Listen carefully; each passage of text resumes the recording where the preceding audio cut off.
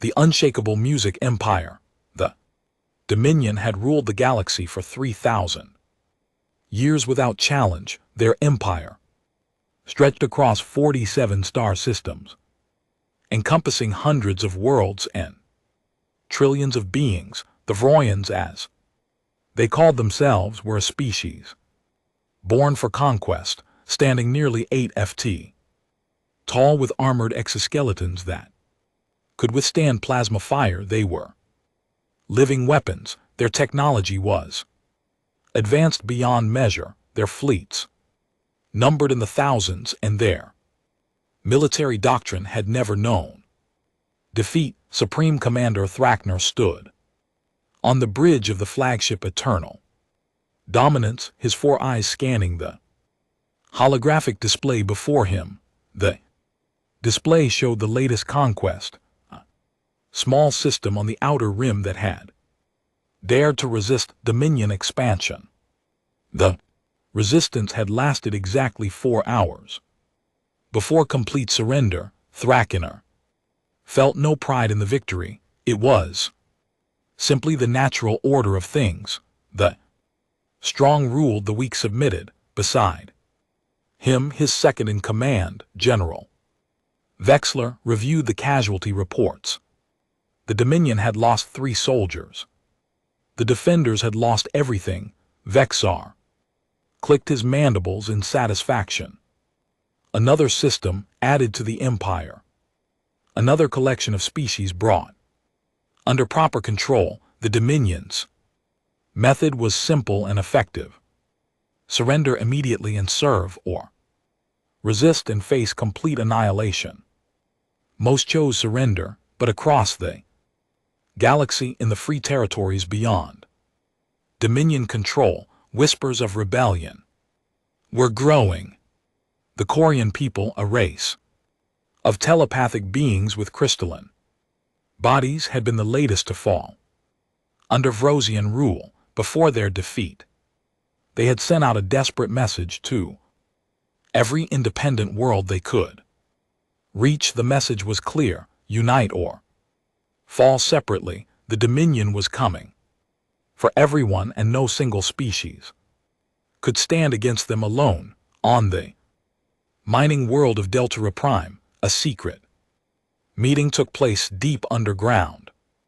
Representatives from 12 different species gathered in a chamber carved from solid rock, their faces illuminated by the soft glow of bioluminescent crystals. They were the leaders of the last free peoples, and they knew their time was running out. The Athathurans, insected creatures with multiple limbs, argued for immediate military alliance.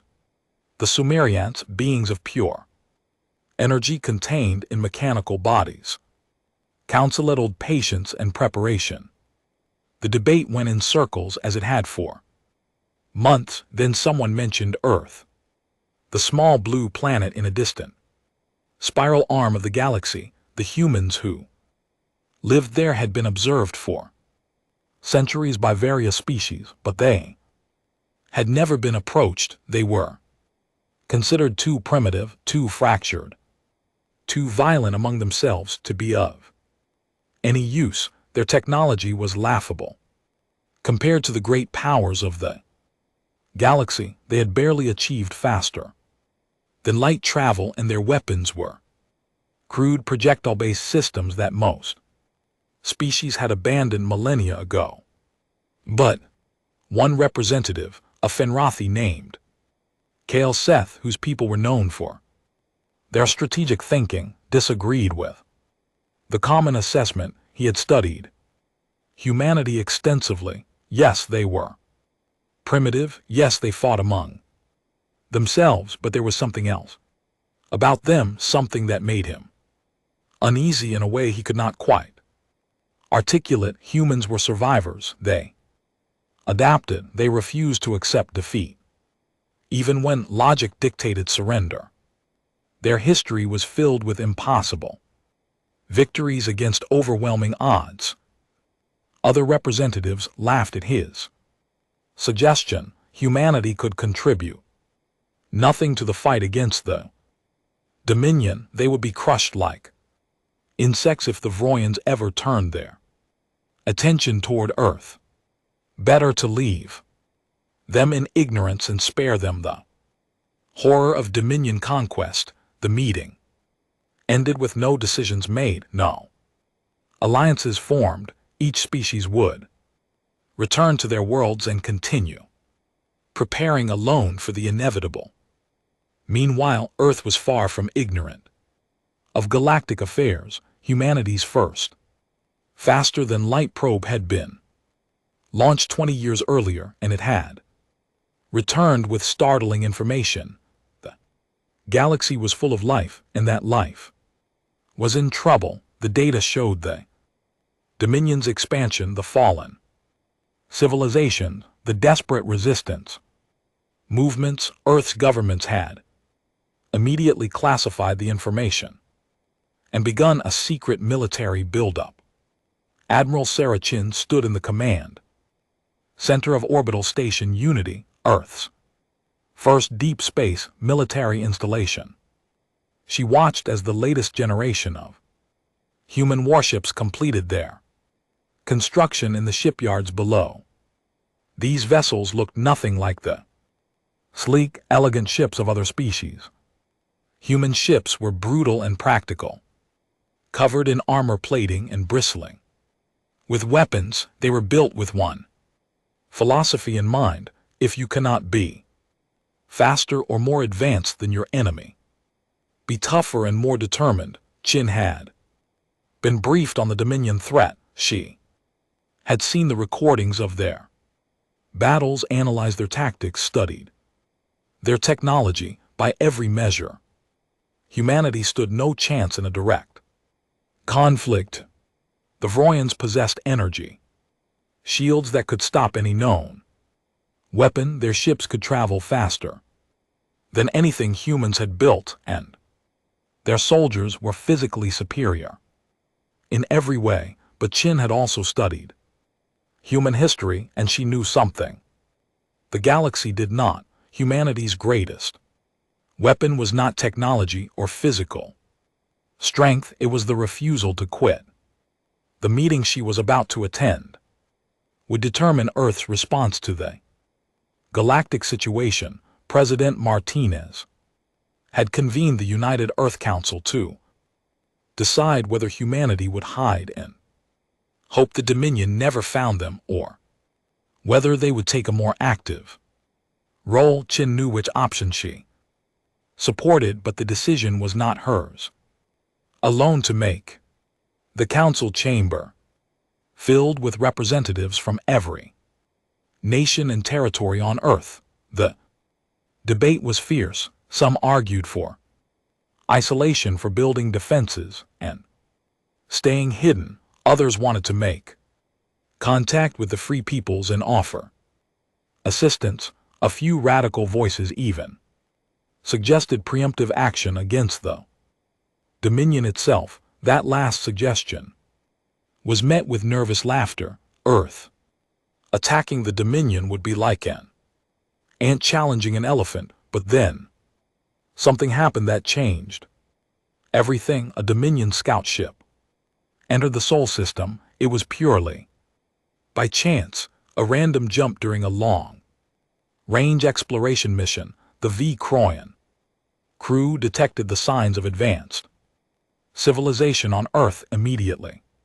They scanned the planet, recorded the data, and prepared to jump back to Dominion space with their discovery, but they never got the chance. Admiral Chin had ordered defensive positions maintained at all times. When the alien ship appeared, humanity's response was immediate and overwhelming. 50 warships launched from hidden positions throughout the solar system converged on the scout vessel. The Vroyans activated their shields and prepared for what they assumed would be a brief skirmish before their escape. They had faced primitive species before. This would be no different. They were wrong. Human weapons could not penetrate Vrosian shields. This was true. but humans had spent 20 years preparing for this exact scenario. They had studied every scrap of data their probes had collected about alien technology. They had learned that energy shields had a maximum absorption capacity, exceed that capacity and the shields would fail, so humans did what they did best. They adapted. Their ships carried thousands of missiles, each one relatively weak but collectively devastating. They fired everything at once. The Vroyan scout ship shields held for approximately 8 seconds before overloading. The ship itself lasted 3 seconds more before being torn apart by the continuing barrage. There were no survivors. The destruction of the scout ship bought Earth time, but not much. The vessel had transmitted its discovery before being destroyed. The Dominion now knew about humanity.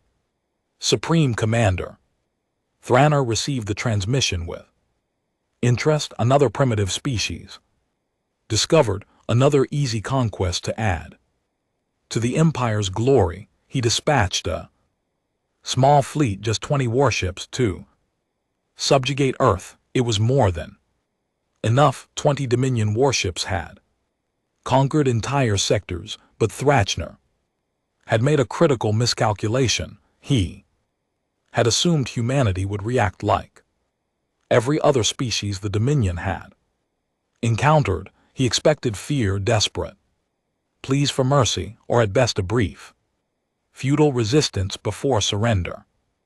Instead, he received a simple message from Earth in response to his demand for immediate submission. The message contained just 2 words: come try. Admiral Chin watched as the Dominion fleet emerged from faster than light travel at the edge of the solar system. 20 massive warships, each one larger than anything humanity had ever built.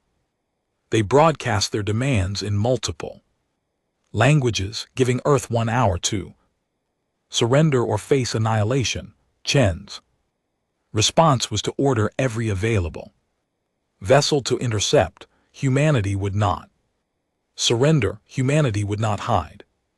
Humanity would fight. The battle of Sol began in the cold darkness between Mars and Jupiter. The Dominion fleet advanced in perfect formation. Their commanders, confident in their superiority, they had fought thousands of battles. They had perfected the art of war, but they had never fought humans before. Human ships attacked from every direction at once, showing no formation, no apparent strategy. They used the asteroids as cover. They sacrificed smaller vessels to create openings for larger ones. They rammed Dominion ships when their weapons proved ineffective. It was chaos. It was brutal. It was effective. The Vroyan commanders found themselves facing an enemy that made no sense. Humans threw their ships away like they meant nothing. They took risks no rational species would consider. When conventional weapons failed, they used unconventional ones: nuclear missiles, kinetic impactors, experimental energy weapons that sometimes destroyed the human ships. Using them, the battle lasted 18 hours. When it ended, 15 of the 20 Dominion warships were destroyed or disabled. The other 5 retreated in disorder, something no Dominion fleet had ever done before. Humanity had lost 73 ships and over 40,000 personnel, but they had won. News of the battle spread across the galaxy faster than light itself. The impossible had happened. The Dominion had been defeated. Supreme Commander Thranar stared at the battle reports in disbelief. A primitive species armed with crude weapons had destroyed 3/4 of his fleet. It was impossible. It had to be a fluke. Lucky victory that could never be repeated. But deep in his mind, in a place he rarely acknowledged, Thraknar felt something he had not experienced in his entire military career. He felt the first stirrings of doubt, and across the galaxy, in the hidden meeting places of the free peoples, hope began to kindle. Perhaps resistance was not futile after all. Perhaps these humans were the catalyst they had been waiting for. The galaxy would never be the same. The galaxy awakens. The news of humanity's victory at the Battle of Sol spread through the galaxy like wildfire. On every world still free from dominion control, beings gathered to hear the impossible story. A primitive species, barely capable of interstellar travel, had defeated a Dominion fleet. The recordings of the battle, captured by long-range observation satellites, were analyzed by military strategists across dozens of species. What they saw both inspired and terrified them. Humans fought like no other species in recorded galactic history. They showed no fear of death, no hesitation in the face of superior technology. Their tactics were chaotic and unpredictable, making them nearly impossible to counter. Effectively, most disturbing to military minds was the human willingness to sacrifice themselves. Kamikaze runs into Dominion ships, vessels used as shields. For others, crews staying aboard damaged ships to fire one last salvo before destruction. It was madness. It was magnificent. It was utterly terrifying. Supreme Commander Thraknar assembled his War Council aboard the Eternal Dominance. The mood in the chamber was tense. For 3,000 years the Dominion had projected an image of invincibility. That image had been shattered in a single battle against an enemy that should not have posed any threat whatsoever. Thraknar's 4 eyes swept across the assembled generals and admirals. He could sense their uncertainty, their doubt. It was a poison that would spread if not addressed immediately. He activated the holographic display showing the tactical breakdown of the Battle of Sol. The Council watched in silence as human ships swarmed Dominion vessels like insects, accepting catastrophic losses to achieve their objectives. General Vexar clicked his mandibles nervously.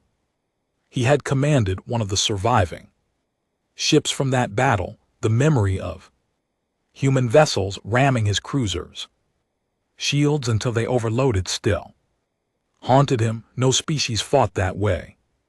No rational being threw away lives so casually. But Thraknar understood something his subordinates did not. This was not about rationality. This was about will. Humanity possessed a collective will to survive that exceeded anything the Dominion had encountered. They would not be intimidated. They would not surrender. They would fight until the last human was dead, and they would take as many enemies with them as possible. This made them dangerous in a way that superior technology could not match. The Supreme Commander made his decision. Humanity would be destroyed completely, not conquered, not subjugated, but eliminated. They were too dangerous to be allowed to exist. He would assemble a fleet of 500 warships, 10% of the Dominion's entire military force. It would be the largest fleet action in 300 years. Earth would be reduced to molten slag, and humanity would serve as an example to the rest of the galaxy. Resist the Dominion and face extinction. Back on Earth, Admiral Chin stood before the United Earth Council, delivering her report. The victory at Sol had come at enormous cost. 73 ships, destroyed, 40,000 dead and countless more wounded. The orbital shipyards were working around the clock to replace losses, but intelligence indicated the Dominion was preparing a response that would dwarf their first attack. Humanity had bought time, but not nearly enough. President Martinez listened to Chen's assessment with growing concern. Earth had perhaps 6 months before the Dominion returned in overwhelming force, 6 months to prepare for an enemy that could bring thousands of ships against them. The mathematics were brutal and unforgiving. Humanity could not win a war of attrition against an empire that controlled 47 star systems. They needed allies, they needed help, they needed a miracle. The miracle came from an unexpected source. 3 weeks after the Battle of Sol, an alien vessel appeared at the edge of the solar system, broadcasting friendship signals in multiple languages. It was a Fenrathi ship, and aboard it was Kale Seth, the strategist who had argued for contacting humanity months earlier. He came with a proposal that would change the course of galactic history. Kale Seth met with Earth's leaders in Geneva, and what he proposed was audacious. The free peoples of the galaxy would form an alliance with humanity at its core, not because humans had the best technology or the most resources, but because humanity had demonstrated the one thing the galaxy needed most: the will to fight against impossible odds. The Fenrathi would provide intelligence networks. The Sryans would share their energy manipulation technology. The Athethurans would contribute their superior manufacturing capabilities, and humanity would provide the strategic doctrine and tactical innovation that had defeated the Dominion. The proposal was met with skepticism from many human leaders. Why should they trust aliens they had just met? What guarantee did they have that these species would not betray them to save themselves? But Admiral Chin saw the strategic necessity. Humanity could not survive alone. The Dominion would return with overwhelming force, and Earth would fall, but with allies with shared technology and resources. There was a chance, a small chance, but better than certain destruction. The alliance was formed in secret. Ships from a dozen species began arriving in the solar system, hidden in the outer reaches beyond Neptune's orbit. Human engineers worked alongside alien technicians, sharing knowledge and solving problems. Together, the Sryans showed humans how to generate and manipulate energy fields far more efficiently than anything Earth had developed. In return, human scientists helped the Sryans understand quantum entanglement communication systems, allowing instant coordination across vast distances. The Athethurans marveled at human manufacturing techniques. While their own methods were more advanced, humans had perfected the art of rapid production and repair. Human factories could be converted from civilian to military production in weeks. Damaged ships could be rebuilt in days rather than months. This flexibility, this adaptability was something the rigid Dominion system could never match. But the most important contribution came from humanity itself. Human military doctrine emphasized 3 core principles: mobility, unpredictability, and acceptable losses. No other species thought in these terms. Most galactic civilizations valued the lives of their soldiers above mission objectives. Humans understood that sometimes sacrifice was necessary, not because human life was worthless, but because the alternative was extinction. Admiral Jin worked closely with Kael Seth to develop new tactics that combined human aggression with alien technology. They created small, fast attack groups that could strike Dominion supply lines and vanish before reinforcements arrived. They designed weapons that specifically targeted Vrosian shield systems. They trained mixed crews of humans and aliens learning to work together. Despite vast cultural differences, 6 months passed quickly. Long-range scouts reported the Dominion fleet departure from their nearest major base, 500 warships traveling in perfect formation toward the Sol system. Supreme Commander Thraknar commanded the fleet. Personally, he would oversee humanity's destruction and restore the Dominion's reputation for invincibility. But when the Dominion fleet arrived at Sol, they found the system seemingly abandoned. No defensive fleet waited to meet them. No orbital installations fired upon them. Thraknar was suspicious immediately. Humans had proven themselves cunning and unpredictable. This had to be a trap. He ordered his fleet to proceed cautiously, scanning every asteroid, every moon, every possible hiding place. The trap, when it was sprung, came from everywhere. At once, not just human ships, but vessels from a dozen species emerged.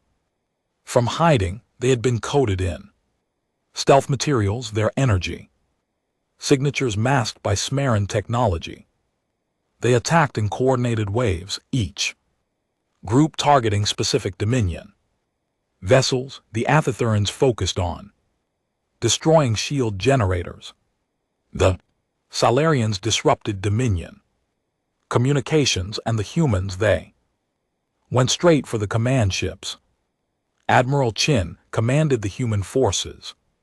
From the bridge of the newly commissioned warship Defiance, she watched as the battle unfolded across multiple tactical displays. The Dominion fleet was reacting, but slowly. They had expected overwhelming superiority to carry the day. Instead, they faced an enemy that matched their numbers and exceeded their coordination. Human tactical doctrine emphasized chaos and unpredictability, but it was organized chaos, carefully planned confusion that served strategic objectives. The Battle of Sol, later historians would call it the Second Battle of Sol, raged for 3 days. The Dominion fleet fought with desperate fury.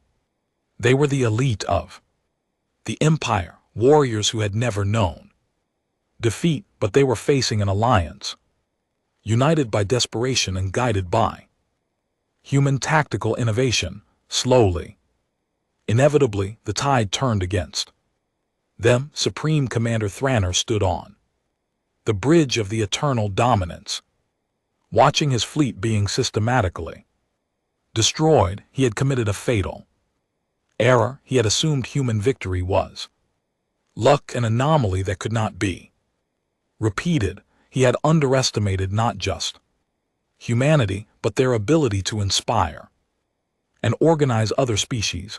The Alliance, arrayed against him, fought with human determination, but without human limitations. It was a combination he had no counter for. When the battle ended, 270 Dominion warships had been destroyed.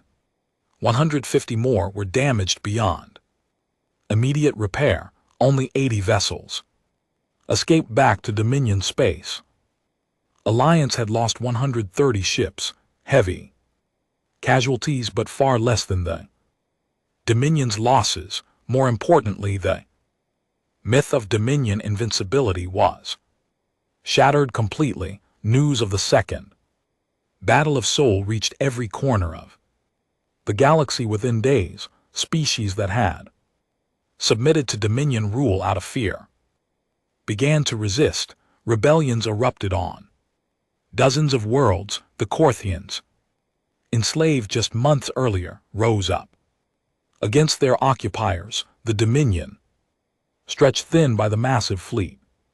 Losses could not respond to every crisis. Their empire began to crack on Earth. Celebrations were tempered by the knowledge of how close they had come to annihilation. The casualty lists were long and heartbreaking, but humanity had survived, and more than that, they had proven that the Dominion could be defeated. Admiral Chin stood at a memorial service honoring the fallen, reading names that would be remembered forever. These men and women had died fighting for humanity's survival, and their sacrifice had saved not just Earth but countless other worlds. In the months that followed, the Galactic Alliance grew stronger. The Fenrathi proposed calling it the Free Stars Coalition, and the name stuck. Humanity, despite being the newest members and lacking the advanced technology of older species, became the de facto military leaders. Other species had better weapons, faster ships, stronger shields, but humans understood war in a way they did not. Humans knew how to turn defeats into victories, how to snatch success from the jaws of failure, how to keep fighting when logic said to quit. Dominion attempted several counterattacks, but each one was met with fierce resistance. The Free Stars Coalition had learned from humanity's example. They no longer fought as separate species with different objectives. They fought as one, coordinated and determined.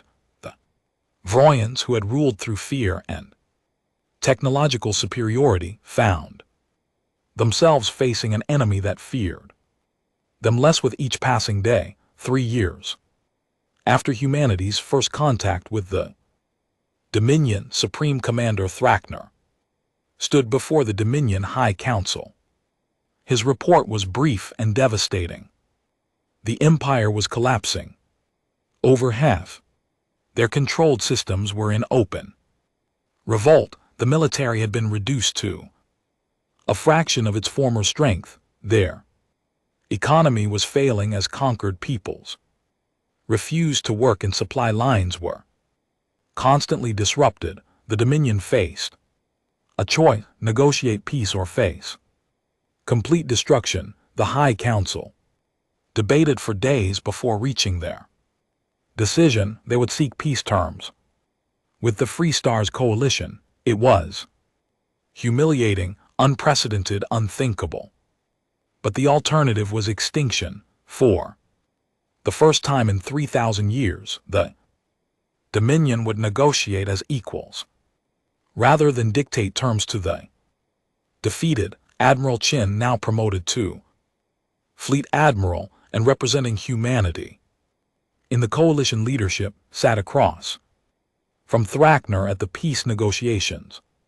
The former Supreme Commander looked diminished somehow, his confidence shattered by repeated defeats. Chin felt no pity for him. The Dominion had brought suffering to countless worlds.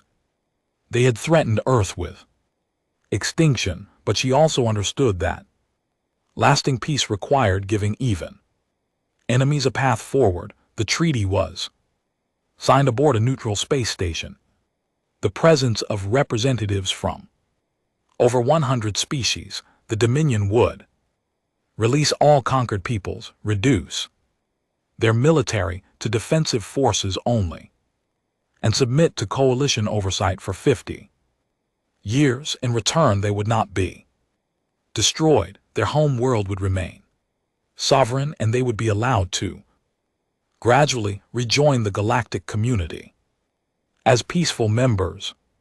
But the most significant outcome was not the treaty terms, it was the change in galactic consciousness. Species that had been isolated for millennia learned to work together. Ancient prejudices began to fade, and everywhere from the oldest civilizations to the newest, there was a new understanding.